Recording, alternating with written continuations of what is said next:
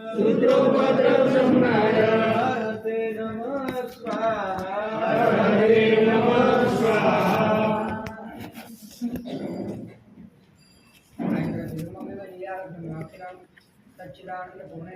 पूर्णं जगदपेक्षते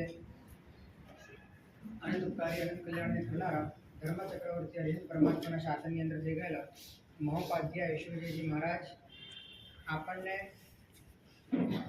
સંસારના પરિભ્રમણના મૂળ કારણરૂપ મિથ્યાત્વના દાવાનળમાંથી બહાર કાઢવાને માટે આપણા ભીતરમાં રહેલા પૂર્ણ તત્વના ઈશારે આપણને એક અમૃતની વર્ષા કરીને આપણા ભીતરની અંદર એક અદ્ભુત આહ્લાદકારી ઉપદેશ આપ્યો। જ્ઞાની પુરુષો આપણને પોતાની વાણીથી જે કહેવા માંગે છે એ આપણને મનથી સમજાતી નથી। મન કરતા પણ કંઈક અલગ તમારા ભીતરમાં પરિબળ જાગ્યું હોય ત્યારે જ્ઞાની પુરુષોની વાણી સમજાય। મન પાસે એટલી તાકાત નથી કે જ્ઞાનીના વચનનું યથાર્થ અર્થઘટન કરી શકે।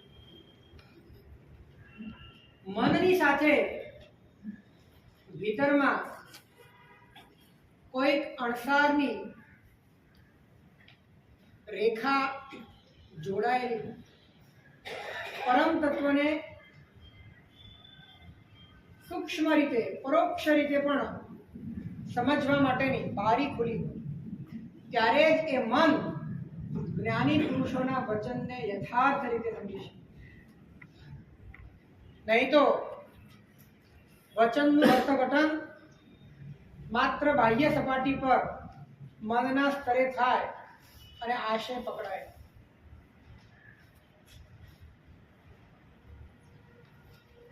અને અનંતકાળમાં આવું પુનરાવર્તન વારંવાર થયું છે, આવું રિપીટેશન વારંવાર થયું છે કે મનના સ્તરે બધું સમજાયું છે પણ સમજાવવા છતાં નથી સમજાયું। યથાર્થ આશય પકડાયો નથી કારણ કે બારી ખુલી ગઈ, એ અણસાર આવ્યો નહીં, એ સ્વાદ અંશે અંશે પણ વેદાયો નહીં।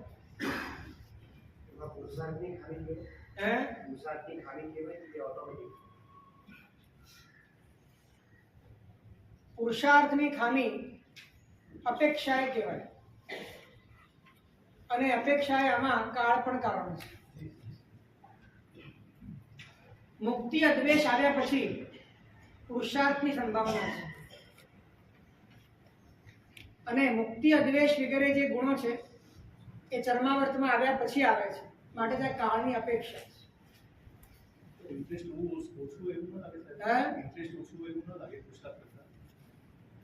આમાં એવું છે કે જે વસ્તુમાં તમને ટપ્પો પડે ને એમાં સમજણ આવે, એમાં ઇન્ટરેસ્ટ પણ આવે।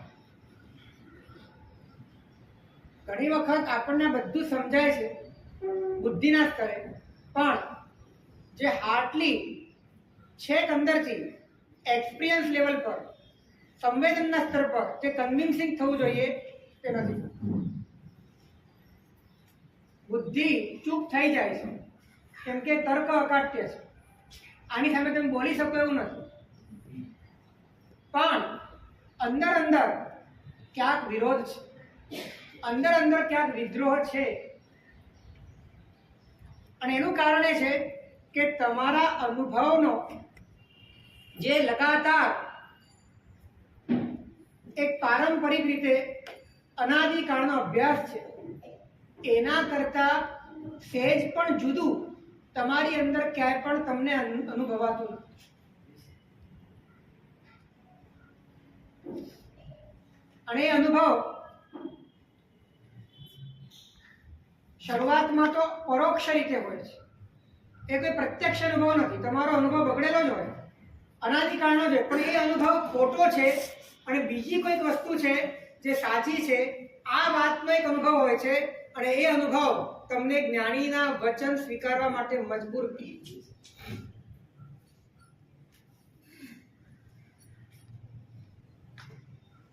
એટલે જ્ઞાનીની વાતો આપણા વિચાર સુધી પહોંચે છે, પરંતુ આપણા સંવેદન સુધી પહોંચતી નથી, આપણી ફિલિંગ સુધી નથી પહોંચતી.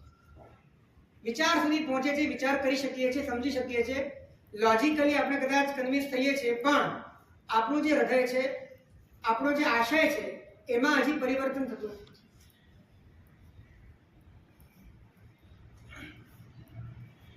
યોગની સક્રિયતા, મન, વચન અને કાયાની સક્રિયતા સિવાય આપણને બીજું કાંઈ સમજાતું નથી. કાં તો આપણને કાયાથી કરવાનું સમજાય, વાણીથી બોલવાનું સમજાય અને મનથી વિચારવાનું સમજાય, અથવા કાયાથી ન કરવાનું સમજાય, વાણીથી ન બોલવાનું સમજાય કે મનથી ન વિચારવાનું સમજાય. આ 6 ભાંગા કરતા વધારે અતિરિક્ત કંઈ સમજાતું જ નથી.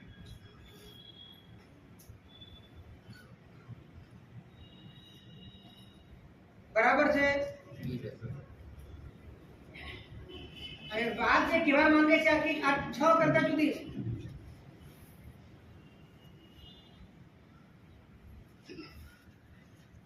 જ્યાં સુધી ઉપયોગમય અસ્તિત્વનો બોધ અણસારમાં પ્રગટતો નથી, ત્યાં સુધી પરમાત્માનું શાસન અનંતિવાર પામ્યા પછી પણ આ 6 ના ષટચક્રમાંથી બહાર નીકળી શકાય એવું નથી. જે પણ તમારી આરાધના હશે કે વિરાધના હશે, આટલામાં પૂરી થઈ.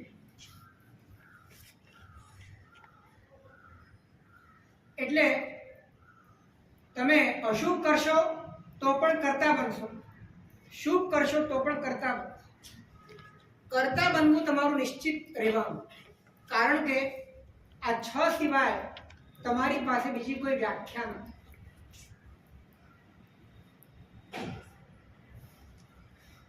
અને અશુભના કરતા બનીને પણ પાપનો જ અનુબંધ ઉભો થવાનો, અને શુભના કરતા બનીને પણ પાપનો જ અનુબંધ ઉભો થવાનો. કારણ કે તમારા ભીતરમાં પૌદ્ગલિક અસ્તિત્વ કરતા ભિન્ન પોતાના શુદ્ધ અસ્તિત્વનો એક લેશ માત્ર પણ ખ્યાલ નથી. તત્વની ઘોર ઉપેક્ષા છે.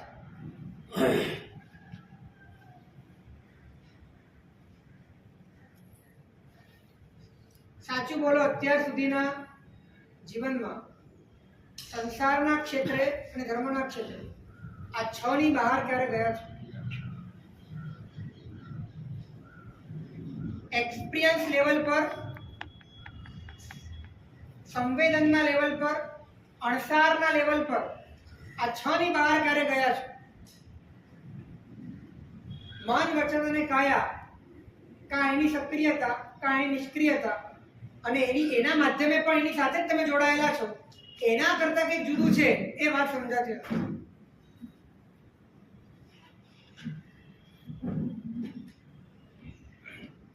અને માટે યોગોમાં અને વિષયોમાં જોડાયેલા ઉપયોગને આપણે મુક્ત કરી શકતા નથી. એનું મૂળ કારણ તમે યોગથી પાપો અટકાવ્યા, પણ તમારો ઉપયોગ રહેવાનો તો યોગમાં જ. કેમ કે તમારા અંદર યોગ સિવાય, યોગથી અતિરિક્ત કોઈ હયાતી નથી. પાપ છોડીને પણ તમે રહેવાના પૂતગલમાં જ. યોગ દ્રષ્ટિ શુદ્ધિકરણ તરફ લઈ જાય. યોગ દ્રષ્ટિ એટલે શું કહેવા માંગો છો? ભીતરમાં જેમ જેમ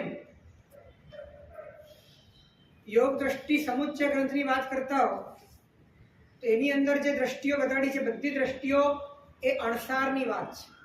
મિત્રા, તારા, બલા અને દીપરા, એ 4 દ્રષ્ટિમાં ભીતરમાં કંઈક ભળ ભાખડું થાય છે, ભીતરમાં કંઈક સમજાય છે, કંઈક જુદું છે, વાત અંદરમાં એનો ટપ્પો પડે છે અને ત્યારથી એની યાત્રા શરૂ થાય સર, આ અત્યારે જે કહો છો એ અંદર તો એવું અનુભવાયું છે કે કંઈક જુદું છે. છે. એટલે કંઈક જુદું છે એ જે સમજાય છે ને, એ બહુ જ મોટું પરિબળ છે તમારા આમૂલચૂલ સંસારને ખતમ કરવા માટેનું બીજ છે. જ્યાં સુધી એ ના સમજાય ત્યાં સુધી બધું જ અનંત કાળથી જે મન વચન અને કાયાની સક્રિયતા અને નિષ્ક્રિયતા રૂપ જે આ 6 કોઠા છે એ જ ભરવાના થાય છે, બીજું કઈ થતું નથી.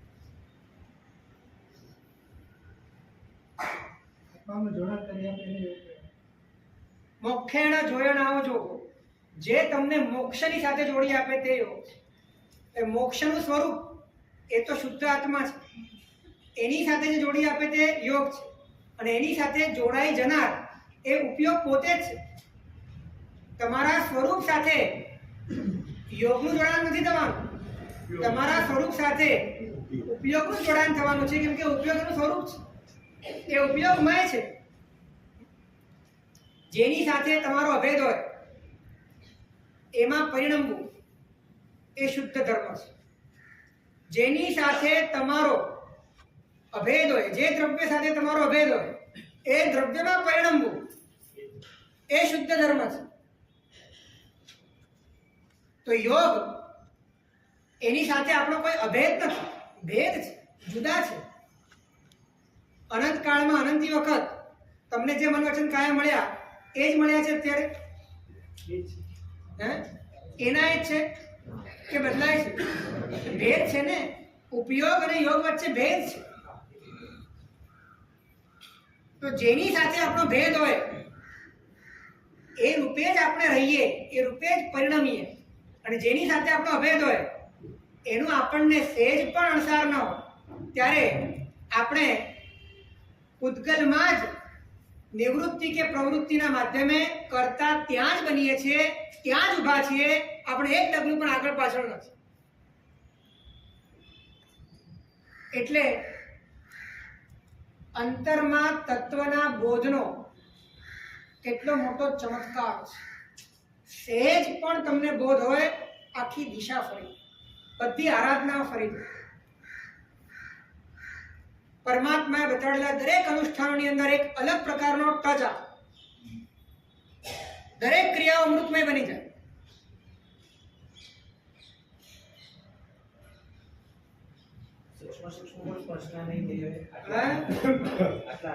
સ્પર્શના થઈ નથી થઈ એ કાં તમે જાણો કે કેવડે જાણો, પણ થાય તો શું થાય, એ ન થાય તો શું થાય એની વાત કરીએ. અને નથી થતી તો એ બાબતનો રંજ અને એ બાબતનો આંતરિક પુરુષાર્થ સંભવે છે. આવી રીતે ફોરવર્ડ થતો જવાનું, આમાં દેતો જવાનું, બસ એ સ્ટેપ છે આગળના આ સ્ટેપ. મૂળ શું છે કે જેમ જેમ જ્ઞાનીના વચનોને એમના આશયથી પોતાની બુદ્ધિને સાઈડમાં મૂકીને એમના આશયથી સમજવાની જ્યારે અંદરમાં પાત્રતા પ્રગટે છે ત્યારે તમારા ભીતરની અંદર એ જો બીજ પડેલું હોય તો એ અંકુરિત થાય.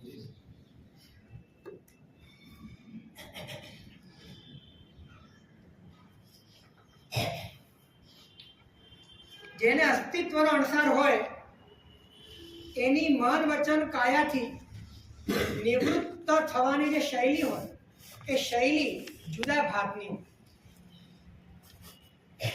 અને જેને અણસાર પણ નથી એ વ્યક્તિ જે મન વચન કાયાનું નિયંત્રણ કરે છે કે નિવૃત્તિ કરે છે એની શૈલી જુદી. બહારથી તમને કદાચ બહુ ભેદ ન દેખાય પણ આંતરિક શૈલીમાં આગ ગાભનું અંતર.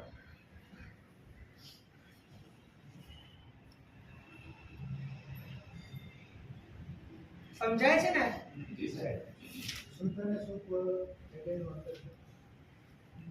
શુભ છે પણ એ એટલા માટે છે કે શુદ્ધ સમજાઈ રહ્યું છે. એ અનુભવમાં નથી આવ્યું પણ સમજાઈ રહ્યું છે. અને એ પણ એને વિચારથી નથી સમજાઈ રહ્યું, એને અંતરથી અણસારથી સમજાઈ રહ્યું છે. એને એનો અંદેશો આવી રહ્યો છે. અને એના કારણે એના ભીતરમાં એ તત્વ તરફ જ ઢળવા માટે જે ઉત્સાહ પ્રગટી રહ્યો છે અને એના કારણે પોતે મન વચન અને કાયાને વાળી રહ્યો છે કે જેના માધ્યમે ઉપયોગ પણ એ દિશા તરફ ઢળી શકે, તો એની જે મન વચન કાયાની નિવૃત્તિ છે કે પ્રવૃત્તિ છે એ આખી શૈલી અલગ છે. અને સામાન્ય વ્યક્તિ જે છે કે જેને આ બધું કંઈ ખબર જ નથી અને આની સાથે કંઈ લેવા દેવા પણ નથી, ભીતરમાં પણ ઊંડે ઊંડે પણ દૂર દૂર સુધી આનું કોઈ પણ અંદર કિરણ પ્રગટ્યું નથી, એ વ્યક્તિ કદાચ કરે છે બધું જ, પરંતુ અંદરથી કોરો ધાકોર છે, એની પાસે કોઈ દિશા નથી.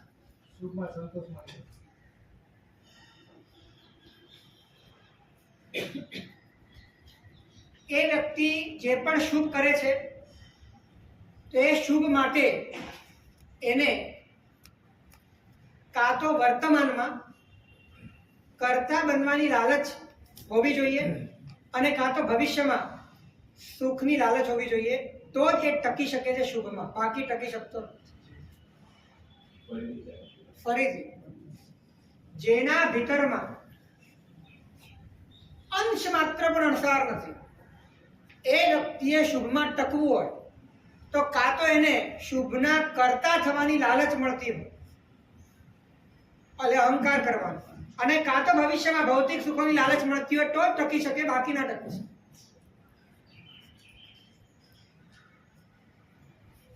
પરંતુ જેને અણસાર છે ને એની વાત જ ન્યારી છે. એને તો ભવિષ્ય સાથે કોઈ લેવા દેવા નથી. ભવિષ્યની વાત પણ એ વર્તમાન માટે વાપરે છે. નરકમાં જવું પડશે ને એ ભયને પણ પોતાના ભીતરમાં સમજાતા તત્વને પામવા માટે ભયનો યુઝ કરે છે. એ ભય માટે નથી કરતો, ભયનો ઉપયોગ કરે છે, એ લાલચનો પણ ઉપયોગ કરે છે. એને તો એની યાત્રા તો એક દિશામાં જ, અને એની દિશા છે પોતાનું સ્વરૂપ.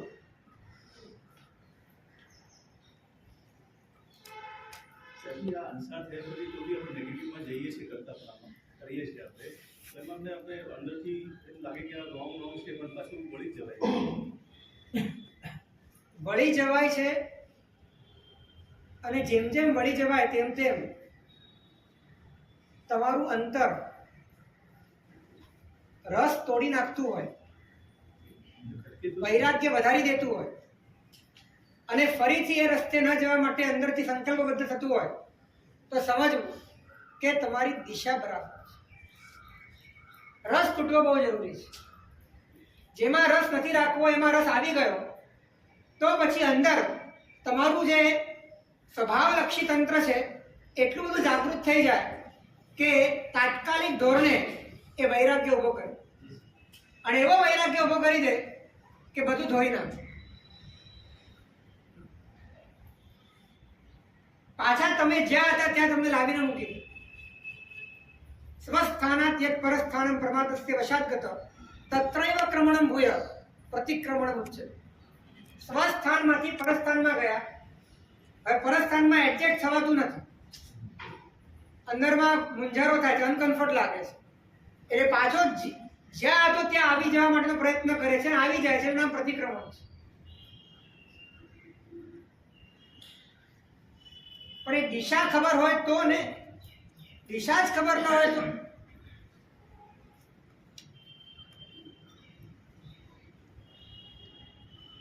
શુભ અને અશુભ એ બંને વચ્ચે ફરક પુણ્ય અને પાપના કારણે, અને પુણ્ય અને પાપનો ફરક પણ અનુકૂળતા અને પ્રતિકૂળતાના કારણે, અને પ્રતિકૂળતા અને અનુકૂળતાનો ફરક પણ પૂતગલમાં સુખ છે અને પૂતગલથી દુઃખ છે એના કારણે જેને હોય એના ભીતરમાં અણસારની કમી છે. જેને અણસાર છે એને ધીરે ધીરે ખ્યાલ આવે છે કે આ બંને મારા માટે મારા કરતા જુદી વસ્તુ છે,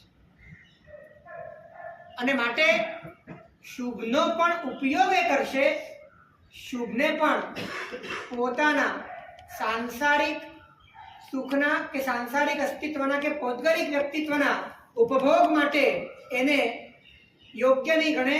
શુભ પણ પોતાને માટે શુભ ત્યારે છે જ્યારે શુદ્ધના દિશામાં, શુદ્ધની દ્રષ્ટિમાં, શુદ્ધને પામવા માટે ઉપયોગી બને. અને માટે અવસર આવે ત્યારે, અવસર શબ્દ ધ્યાન રાખજો, પાછું શબ્દ ધ્યાનમાં રાખજો. અવસર આવે ત્યારે અણસાર વાળો વ્યક્તિ જેમ અશુભ પ્રત્યે વૈરાગ્ય ધારણ કરી શકે એમ શુભ પ્રત્યે પણ વૈરાગ્ય ધારણ કરી શકે.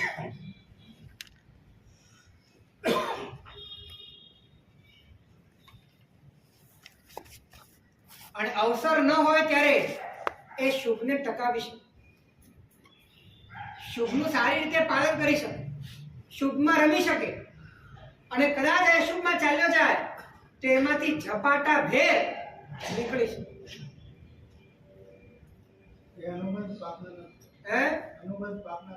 અનુબંધ પાપના નથી ને પુણ્યના પણ નથી. કારણ કે હજી એને અનુભવ થયો નથી, હજી એને તત્વનો સાક્ષાત્કાર થયો નથી. એટલે અહીંયા સ્થિતિ એની નિરણુબંધ છે. અહીંયા પાપના અનુબંધ નથી પડતા અને પુણ્યના પણ નથી પડતા.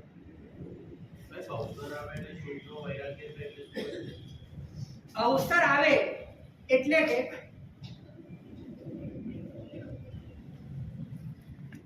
અશુભમાંથી નીકળી ગયો છે અને શુભમાં આવ્યો છે. હવે શુભમાં શુભ માટે નથી આવ્યો અને અશુભમાંથી જે નીકળ્યો એ શુભ માટે પણ નથી નીકળ્યો. આ બંને પ્રવૃત્તિ એની કોઈ બીજા જ ઈશારે થઈ છે. એ કયો ઈશારો છે? એનો અંતરમાં કંઈક એને વસ્તુ સમજાઈ રહી છે, તત્વ સમજાઈ રહ્યું. અને માટે અશુભમાંથી નીકળવાનો એનો જે આશય હતો એ પણ બહુ શુદ્ધ હતો.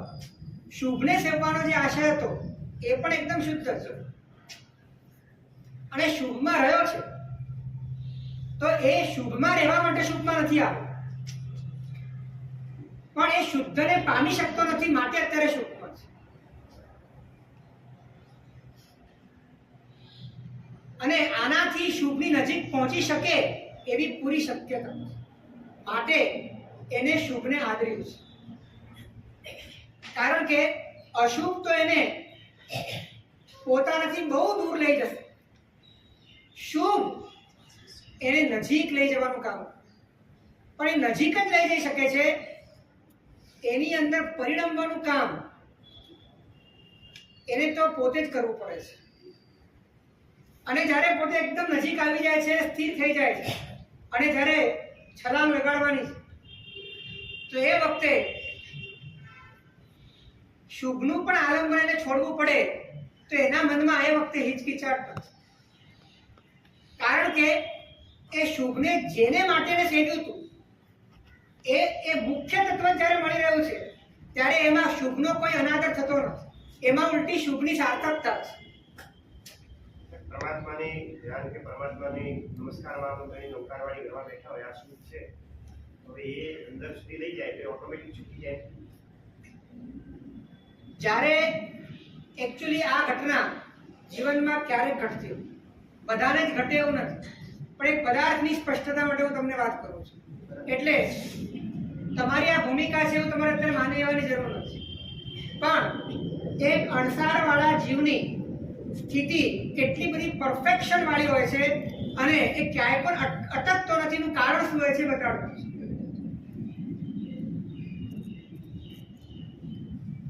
અને ક્યારેક તમારા જીવનમાં પણ આ ઘટના ઘટી છે કે તમે પરમાત્માના આલંબને, નવકારના આલંબને કે કોઈ પણ પદના આલંબને જ્યારે તમે ચિંતન કરતા સંવેદનના સ્તર પર અંતરથી સમસ્ત બાહ્ય પદાર્થોથી પરાંગમુખ થઈને, વિમુખ થઈને કોઈ પણ જાતના વધારે પ્રયાસ વગર સહજતાથી તમારી અંદર પોતાના અસ્તિત્વનો સ્પર્શ તમને મળતો જાય, તે મળતો જાય ત્યારે તમે તમારું કંઈક છૂટી રહ્યું છે એવું તમને ન થાય. એ સ્વાભાવિક રીતે જ આનું જ આ ફળ છે. તો ફળ મેળવવામાં એના સાધનને કદાચ થોડાક સમય માટે તમારે મૂકવું પડે તો એમાં એની કોઈ આશાતા નથી, એનું ગૌરવ છે. પણ આ બધી ઘટના એ ચંદ સેકન્ડોની, પણ આવી ઘટના વખતે હેમખેમ નીકળે કોણ કે જેને પહેલેથી થોડોક અંદરથી અણસાર છે.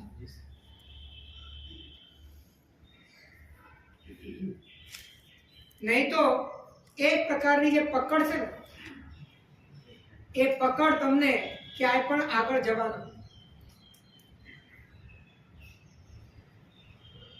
તો ખરેખર તો આત્માનો સ્વભાવ એ શુદ્ધ ધર્મ છે અને એની આંશિક ફરક આવે ત્યારે થતી વિચારણા, ત્યારે થતું સંવેદન, ત્યારે થતો વૈરાગ્ય, ત્યારે થતો ત્યાગ, ત્યારે થતી ક્રિયાઓ, ત્યારે થતા અનુષ્ઠાન, જ્ઞાનીઓ એને શુભ કીધા.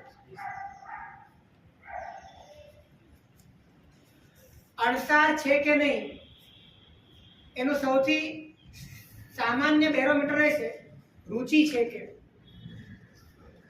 રુચિ છે તો સમજવાનું કે અણસાર છે, કેમ કે જે વસ્તુ અંદરથી થોડીક પણ સમજાતી ના હોય ને એના પ્રત્યે રુચિ થાય. એ થોડી ઘણી પણ સમજાતી હોય તો જ રુચિ થાય. તો જેમાં વાસ્તવિક અભેદ હોય એમાં પરિણમવું એ શુદ્ધ ધર્મ છે, અને જેમાં તમારો અભેદ ન હોય એમાં પરિણમવાનો ભાવ રાખવો, એમાં જ પરિણમવાની આદત રાખવો એ અધર્મ છે. અને અનંતકાળથી અધર્મમાં રહીને ધર્મ કર્યો છે. ધર્મમાં રહીને ધર્મ નથી કર્યો. અધર્મના માધ્યમે પણ ધર્મ તરફ નથી વળ્યા, પણ અધર્મના માધ્યમે પણ અધર્મ તરફ વળ્યા છે.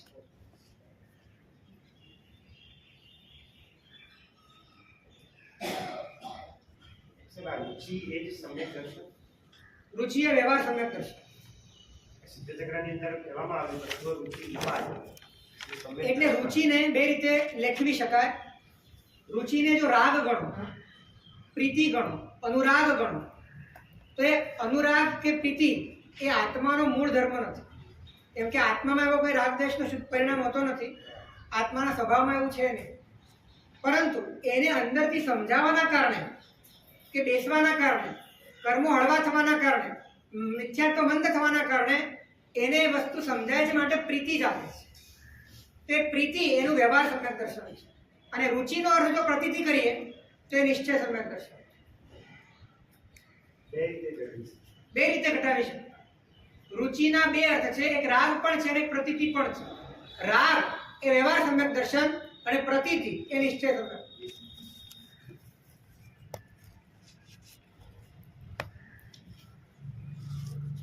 આજે મહત્વપૂર્ણ વાત એ કરવી છે કે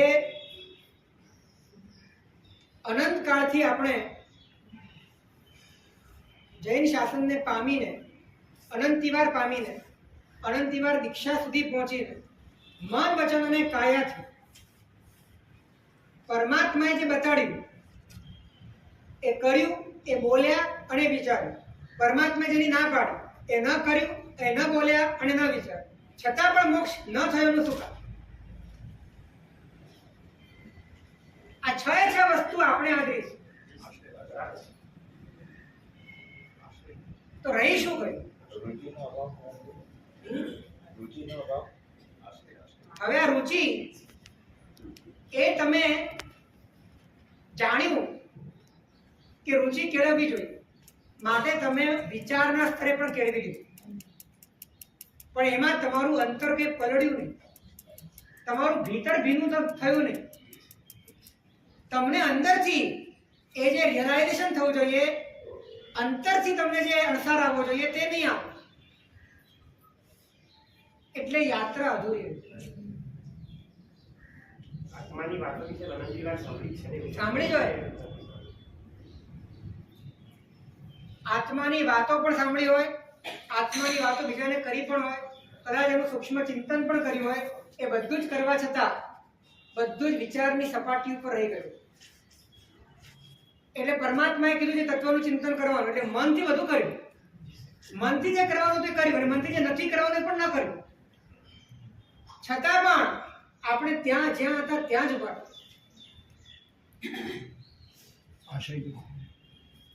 પરમાત્મા જ્યાં લઈ જવા માંગતા હતા પરમાત્મા તમને તમે જે છો એ રૂપે તમારા ભીતરમાં અણસારના સ્તરે, અનુભવના સ્તરે, સંવેદનના સ્તરે તમને અંદર જ્યાં સુધી ઝબૂકો ના થાય ત્યાં સુધી મન વચન કાયાથી તમે કરો અને ન કરો એ બંને પ્રક્રિયા એ વધુમાં વધુ તમને નવમી ગ્રહવેગ આપી શકે. મોક્ષ તમારે મેળવવો હોય તો અંદરનો આંતર માર્ગ ખુલવો જરૂરી છે.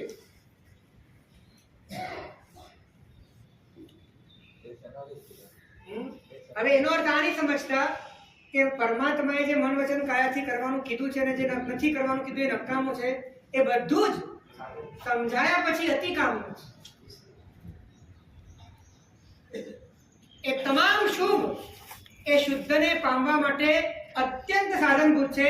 પણ મેં તમને પહેલા જ કીધું કે જેને સમજાય છે એને અપનાવવાની શૈલી જુદી હોય છે, જેને નથી સમજાતું એની અપનાવવાની શૈલી જુદી હોય છે. અપનાવે છે બંને. ઇતિહાસમાં દાખલા દેખાય છે અશુભમાંથી શુદ્ધ શુદ્ધમાં એટલા માટે અશુભમાંથી સીધો શુદ્ધમાં પણ જા, શુભમાંથી પણ શુદ્ધમાં જા. બે ન હોય તો પણ શુદ્ધમાં જા.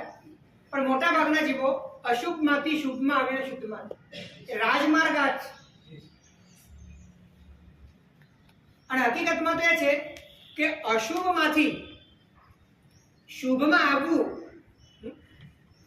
એવો સ્વતંત્ર સ્ટેપ નથી, પણ અશુભમાં હો અને તમારે મુક્ત થવું છે, તમારે તમારા દોષોથી મુક્ત થવું છે, તો એ દોષોથી મુક્ત થવાનો જે પુરુષાર્થ તમે કરો છો એ ઓટોમેટિકલી શુભ બની જાય.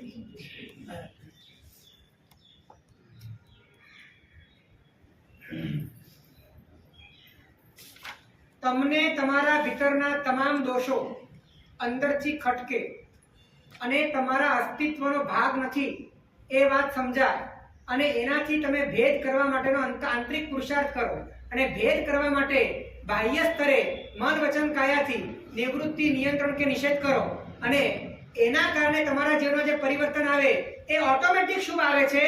તમારે એના માટેનો કોઈ સ્વતંત્ર પુરુષાર્થ કરવાની જરૂર નથી પડતી.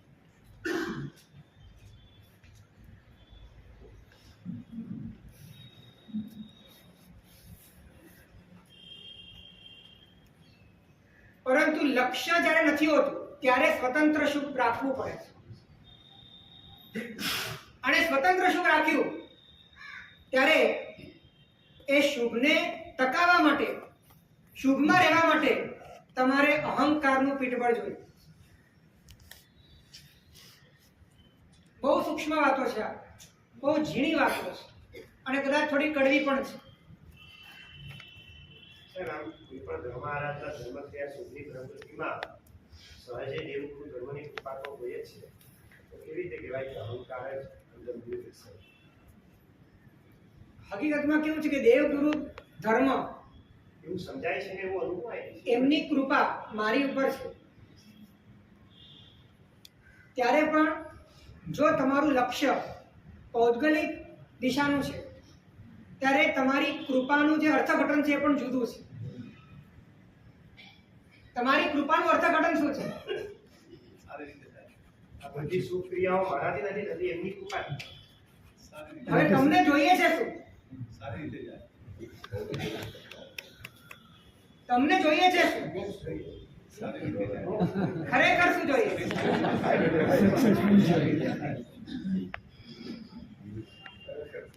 ખરેખર શું જોઈએ? થોડો ઘણો અંદરથી અંસાર હોય, ભવિષ્યમાં થોડું સુખ પણ આવે તો થઈ જાય. સારી રીતે પોતાનું વ્યક્તિત્વ જે ઊભું કર્યું છે એટલે આપણે છે ને કૃપાને પણ બહુ સુપરફિશિયલી સ્વીકારીએ છીએ. અને એ પણ આપણને ખબર છે કે જો આપણે એમ કહીએ કે મેં કર્યું તો ખરાબ લાગે. સીધી વાત. એટલે હું ખરાબ ન લાગુ એમાં એ ગણતરી છે.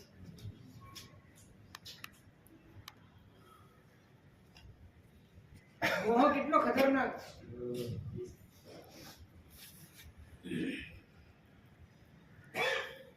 સાહેબથી આપે એવું શૈલી કીધી કે શૈલી અલગ હોય, શુદ્ધ તરફ શુભની પ્રરૂપણા સ્વતંત્ર હોઈ શકે. શુભની પ્રરૂપણા જેમ કે આ અનુષ્ઠાનો કરવા, આ તપ કરવા, બધી શુભની પ્રરૂપણા. એટલે શુભ તરીકે તમને કરવા માટે ઘણી બધી વસ્તુઓ, ઘણા બધા યોગો, અસંખ્ય યોગો કીધા છે. પરંતુ જીવની અંદર જે શુભનો પ્રાગટ્ય થાય છે, એ પ્રાગટ્ય તો એના શુદ્ધ લક્ષ્યથી થાય છે, એમ કેવું છે. અને એ તો સાહેબ એક જ છે. એનું સ્વરૂપ એક જ છે. એ ડિફરન્સ એનું સ્વરૂપ એક જ છે. જીવ જ્યારે શુભ ક્રિયા કરતો હોય ત્યારે જે શુદ્ધ તરફ એને જવાનું લક્ષ્ય હોય તે વખતે એની અંદરના ભાવો અલગ હોય છે. એ કેવું હોય છે અને શું હોય છે, આમ તો આ બધું વચન અગોચર છે. કેમ કે ભાષાની પણ એક મર્યાદા છે, પણ જુદું હોય છે એ વાત ફિક્સ છે. એક જ ભોજન અને એ પણ સ્વાદિષ્ટ, એ પણ આરોગ્યકારી અને અનેક પ્રકારના વસાણા અને મરી મસાલાથી યુક્ત શુદ્ધ દ્રવ્યથી બનેલું 2 જણ ખાય છે, એક રોગી અને એક નિરોગી. તો પરિણમે છે કઈ રીતે? જે અંદર છે એ રીતે હે? રોગ હોય તો રોગમાં જાય. રોગ આરોગ્ય વાળાને આરોગ્યનું કારણ બને છે, રોગ વાળાને રોગનું કારણ. એ રીતે જ્ઞાનીઓએ બતાડેલા અનુષ્ઠાન બંને જણ કરે છે, પણ એકને મુક્તિનું કારણ થાય છે, એકને સંસારનું કારણ.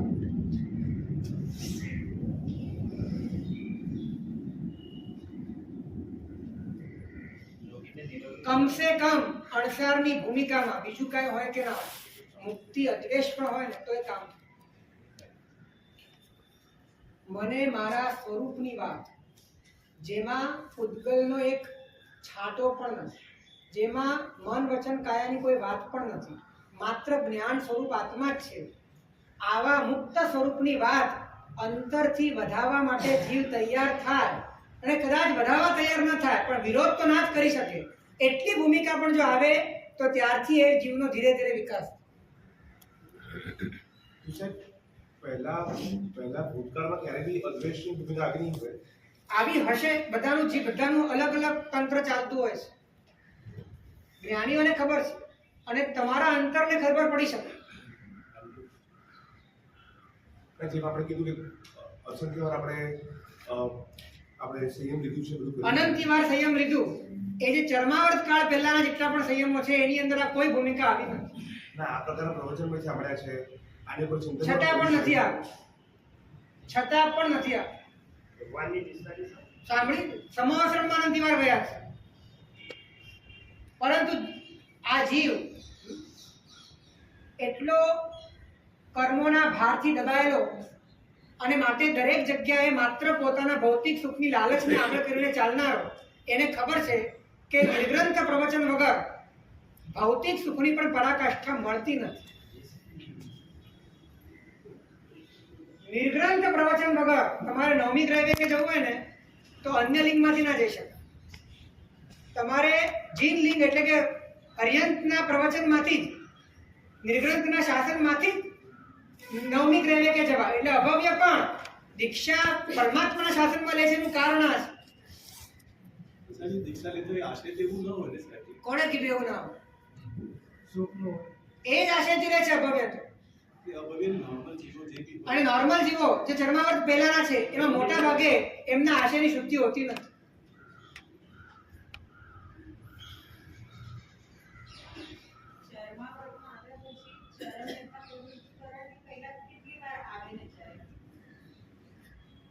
ચર્માવર્તમાં પણ અર્ધ ચર્માવર્ત પછી જ સમ્યક દર્શન થાય. એ અર્ધ ચર્માવર્ત કાળ તમારો બેઝ બનાવવાનો છે, અને અર્ધ ચર્માવર્ત આવ્યા પછી જે સમ્યક દર્શન થાય એના પછી પણ બાકીનો અર્ધ ચર્માવર્ત કાળ એ અનંતો કાળ છે.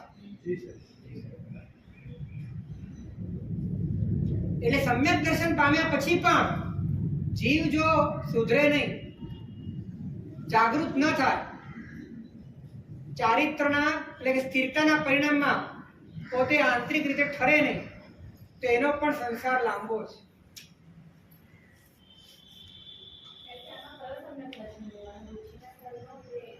અનુભવના સ્તર, કારણ કે રુચિના સ્તરનું જે સમ્યક દર્શન છે એ રાગાત્મક છે અને કોઈ પણ શુદ્ધ ગુણ એ વિભાવાત્મક ના હોય એવો નિયમ છે. કોઈ પણ શુદ્ધ ગુણ એ વિભાવાત્મક ના હોય, નહીં તો સિદ્ધોના સમ્યક દર્શનને પણ રાગાત્મક માનવું પડે અને સિદ્ધોનું સમ્યક દર્શન રાગાત્મક હોય નથી કેમ કે રાગ જ નથી. તો સિદ્ધોનું સમ્યક દર્શન અને ક્ષાયક સંકિતનું સમ્યક દર્શન બંને સરખું હોય. તો બંને સરખું એનો અર્થ એ કે ચોથા ગુંઠાણે પણ જે સમ્યક દર્શન પ્રગટે છે એ પણ શુદ્ધ પ્રગટે છે અને શુદ્ધ પ્રગટે છે એનો અર્થ એ છે કે રાગાત્મક નથી હોતું પણ અનુભવાત્મક છે.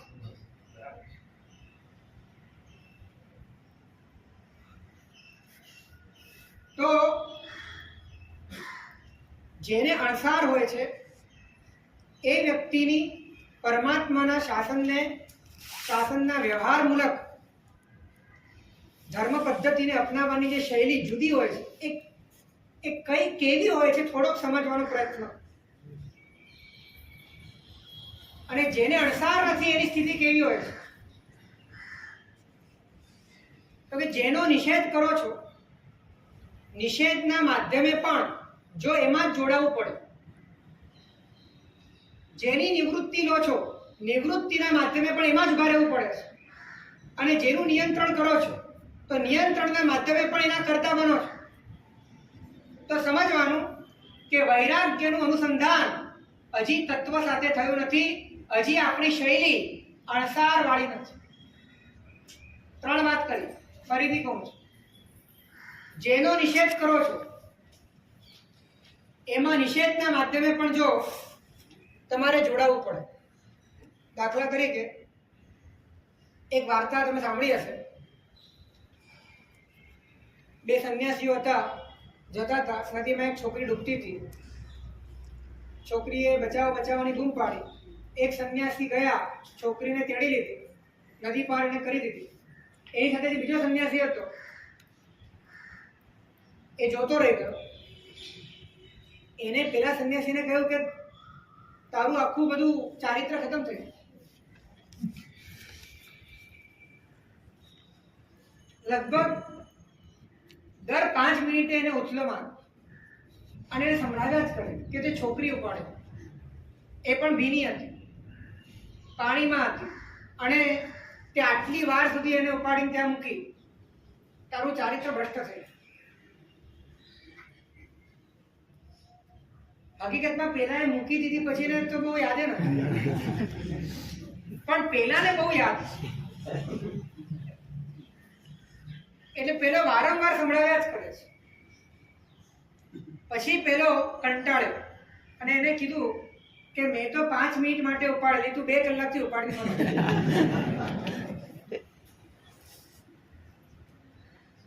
તો તમે જેનો નિષેધ કરો છો એ નિષેધના માધ્યમે પણ જો તમે એની સાથે જોડાવો છો, ધેટ મીન્સ તમારી અંદર કંઈ ગડબડ છે.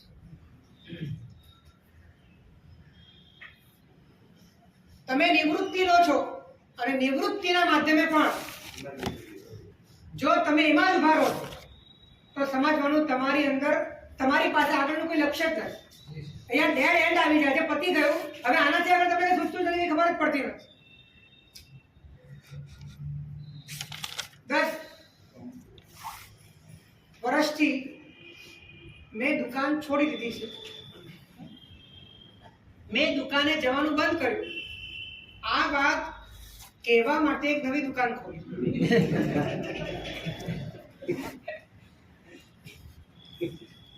નિવૃત્તિનો ઢંઢેરો પીટવાનું મન થાય, કેમ કે અંદરમાં સંસ્કાર તો એનો પ્રવૃત્તિનો છે, નિવૃત્તિથી કરવાનું શું છે આગળ એ સમજાતું નથી.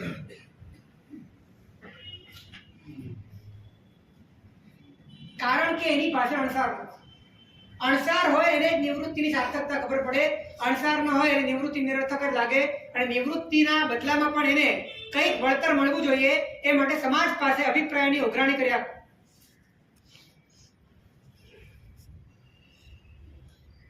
જેનું નિયંત્રણ કરે એ નિયંત્રણના માધ્યમે પણ એનું કર્તાપણું એ ઉભું રાખે. કોઈ સાધક હતા, વર્ષોથી સાધના કરતા હતા, પણ એની સાધના અણસાર વગરની હતી.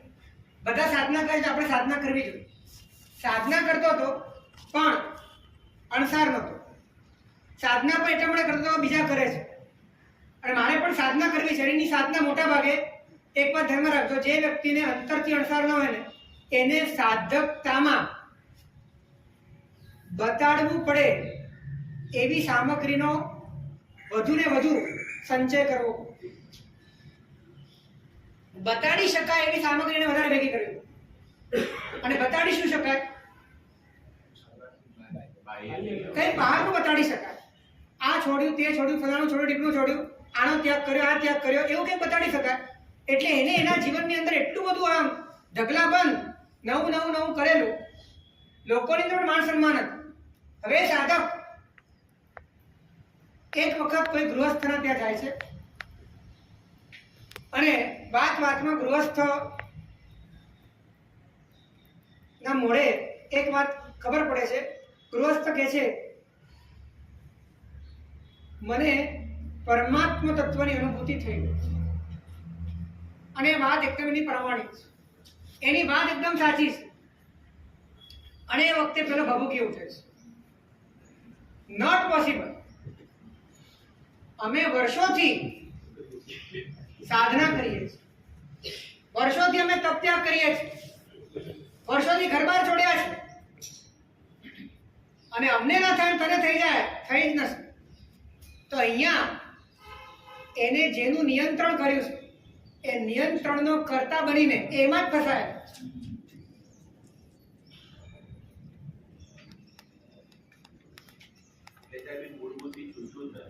મૂળથી છૂટતું જ નથી. અને મૂળથી છૂટતું નથી નું કારણ એ છે કેમ કે આ બધું છૂટી જાય અને છતાં પણ પછી પોતે છે એ વાતનો એને અંદરથી વિશ્વાસ નથી. એને કોઈક ને કોઈક માધ્યમે ટકી જવું છે, એને કોઈક ને કોઈક માધ્યમે બચી જવું છે, એને કોઈક ને કોઈક માધ્યમે પોતાના વ્યક્તિત્વને, અસ્તિત્વને એ બરકરાર રાખવું છે, અને માટે કોઈક ને કોઈક છેડે એ બંધાયેલો છે. હકીકતમાં તો જેનો નિષેધ કરો એની સાથેનું જોડાણ તૂટી જાય. ગુરુ મહારાજ પચખાણ આપે કે આ જીવન તારે વિષયોને યાદ નથી કરવાના, અને જો ભીતરનો અણસાર હોય, અનુસંધાન હોય તો એ જોડાણ ત્યાં ને ત્યાં તૂટી જાય, પછી એ તરફ મોડું જાય જ. એને માટે રમત વાત છે, કેમ કે એની પાસે કોઈ સાર્થક વસ્તુ છે, એની પાસે કોઈ સુખમય વસ્તુ છે, એની પાસે પોતાનું એવું સ્વરૂપ છે કે જે સ્વરૂપમાં આખી દુનિયા ખોઈ બેસે તો પણ એને કંઈ ગુમાવ્યાનું અંદરમાં અહેસાસ ન થાય, એવી અંદરમાં શક્તિ પડી છે. જેની નિવૃત્તિ લો એનું અનુસંધાન ગાયબ થઈ. ગુરુએ કહ્યું કે શાંત થઈને બેસી જા થોડીક વાર, અને જો અંદરમાં અનુસંધાન છે તો એ નિવૃત્તિની પળોમાં કાયા નિવૃત્ત છે તો કાયા સાથેનું અનુસંધાન તૂટી જશે, વાણી નિવૃત્ત છે વાણી સાથેનું અનુસંધાન તૂટી જશે, અને મન નિવૃત્ત છે મન સાથેનું અનુસંધાન તૂટી જશે, અને પોતાના સ્વરૂપમાં ચાલ્યો. કારણ કે અંતરથી એને દિશા ખબર છે, અને જેનું નિયંત્રણ કરો છો એની સાથેનો ભેદ અંતરથી સમજાય. એક વાત તમને કહું, તમે ઉપયોગનો નિષેધ કરી શકો, વિચારનો કરી શકો, તો જેનો નિષેધ તમે કરો છો ને એ તમે નથી. આટલો અંદરમાં અહેસાસ ન થતો હોય તો સમજવાનું કે અણસારમાં બહુ મોટા પાપા છે. તમે વિચારનો નિષેધ કરો છો અને છતાં તમે વિચાર સાથે જોડાયેલા છો. ઉપયોગની ક્યારે નિવૃત્તિ ન થઈ શકે, મનની નિવૃત્તિ થઈ શકે. તો જેની નિવૃત્તિ થઈ શકે એની સાથે તમે જોડાયેલા છો. ઉપયોગનું નિયંત્રણ ના થઈ શકે, મનનું નિયંત્રણ થઈ શકે. તો જેનું નિયંત્રણ થઈ શકે એમાં તમારા વચ્ચે એના વચ્ચે ભેદ છે. તો જેની વચ્ચે આપણો ભેદ છે એમાંથી આપણે ઊંચા જ નથી આવતા, એમાંથી આપણે નીકળવા જ તૈયાર નથી. કારણ કે અંતરમાં બધું છૂટી જાય તો પણ મારું અસ્તિત્વ એ પરિપૂર્ણ છે. આ વાત અંતરથી જે રીતે અંદરમાં સંવેદનમાં સમજાવી જોઈએ, સ્થિર થવી જોઈએ, રિયલાઇઝ થવી જોઈએ, અંદરમાં એ પરોક્ષ અનુભૂતિમાં આવવી જોઈએ એ આવે. માટે જ્ઞાનીના વચન એ સામાન્ય નથી હોતા, બહુ મૂલ્ય હોય છે. અને બહુ મૂલ્યતાનું ભાન એ માત્ર વિચારના સ્તરે સમજાતું નથી, એ સંવેદનના સ્તરે સમજાય છે, અણસારના સ્તરે સમજાય છે. અને માટે અનંત કાળથી આપણે મન વચન અને કાયાથી કરવું, બોલવું અને વિચારવું, ન કરવું, ન બોલવું અને ન વિચારવું, આ 6 વસ્તુ કરવા છતાં મેળ ન પડે એનું કારણ કે આ 6 થી જે પર એવું તમારું જે અસ્તિત્વ છે એ અસ્તિત્વ પ્રત્યેની આંતરિક જાગૃતિ નથી આવી. એ આંતરિક જાગૃતિ જો આવી જાય અને પછી આ 6 નો સમુચિત ઉપયોગ થાય તો એ ઉપયોગ તમારા માટે એક સીડી બની જાય જે તમને મોક્ષની મંજિલ સુધી પહોંચાડી દે. માટે સમય તો થઈ ગયો છે. શું કહો છો?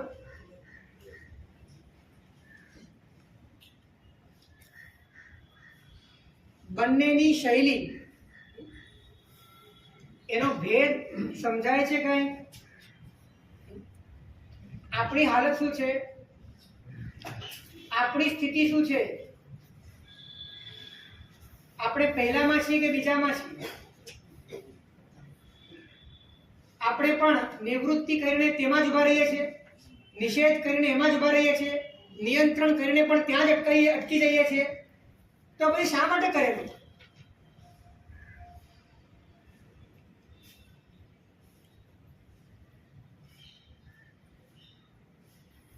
નિવૃત્તિ પણ સાધન છે, નિવૃત્તિ પણ સાધન છે, નિષેધ પણ સાધન છે, નિયંત્રણ પણ સાધન છે. સાધ્ય નથી. સાધ્ય તો એકમાત્ર પોતાનું સ્વરૂપ. હવે જેને નિવૃત્તિમાં જ એન્ડ દેખાઈ જતો હોય ને આગળ કઈ દેખાતું જ નથી. ઘણી વખત તો એ હાલત થાય છે કે નિવૃત્તિનો ડર લાગે છે કે નિવૃત્તિ આવશે તો કરશું શું? જ્યારે આપણે કાંઈ નહીં કરી શકીએ ત્યારે આપણી હાલત શું થશે? અને સંયમ જીવન ગ્રહણ કર્યા પછી પણ જો તત્વનો બોધ નથી તો ત્યાં પણ નિવૃત્તિનો ભયંકર ડર લાગે કે નિવૃત્તિ આવી જશે તો શું થશે? અરે ભાઈ, નિવૃત્તિ તો એ પરમ સુખદાયિની છે. નિવૃત્તિ તો પરમ પથની પથિકા છે, વિથિકા છે. એ તો તારા માટે સુવર્ણ અવસર છે, પરંતુ એને સાધન તરીકે કઈ રીતે મૂલવવું એનું ભાન જ નથી. બધાના મૂળમાં તો અણસાર જ છે. બધાના મૂળમાં રુચિ છે. આત્માના સ્વતંત્રતા સ્વસ્થતા એના વિશે તમે વિચારો કે જ્યારે તમે કોઈ આરાધના ન કરી શકો, કોઈ આરાધના ન કરી શકો, ત્યારે તમે શું કરશો? પોતા મારે છે.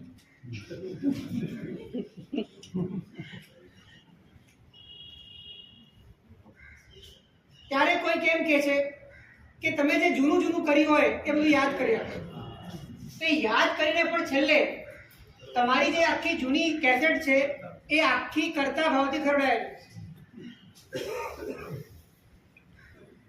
રુચિ કેળવવાની છે કે રુચિ સહજતાથી આવી? હે રુચિને કેળવવાની છે કે સહજતાથી? સહજતાથી એમાં બીજ પડેલું હોય અને જો કેળવો તો એ બીજ તમારું ઓટોમેટિકલી વધતું છે. એ અંકુર રૂપે, શાખા રૂપે, પ્રશાખા રૂપે, એ ઘેઘુર વડલા રૂપે વિસ્તરે.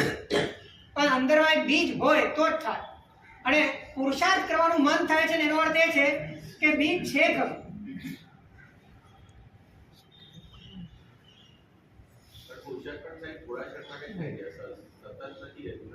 એટલે સમજવાનું કે હજી આપણી કચાશ છે. અને આ જ સમય છે તમારી પાસે. તમારો એક બાજુ અનંતો કાળ નિબોધનો પૂરો થઈ ગયો, બીજી બાજુ તે શક્યતા છે અનંત કાળ માટે. કેમ કે વ્યવહાર રાશિમાં છે ને અનંતો કાળ રહેવાની સુવિધા નથી. વ્યવહાર રાશિમાં અનંત કાળ નથી રહેવાતો. વ્યવહાર રાશિમાં એક નિશ્ચિત પીરિયડ છે, અસંખ્ય કાળ રહેવાય છે. એટલે પછી જો તમે નિર્વાણ ન પામો તો પાછું તમારે નિબોધમાં જ જવું પડે અનંત કાળ રહેવા માટે. એટલે તમારી પાસે બે જ શક્યતા છે, કાં તમે નિબોધમાં જાઓ કાં તમે નિર્વાણમાં જાઓ. અને એનો નિર્ણય તમારો આ ભાવમાં થવાનો છે.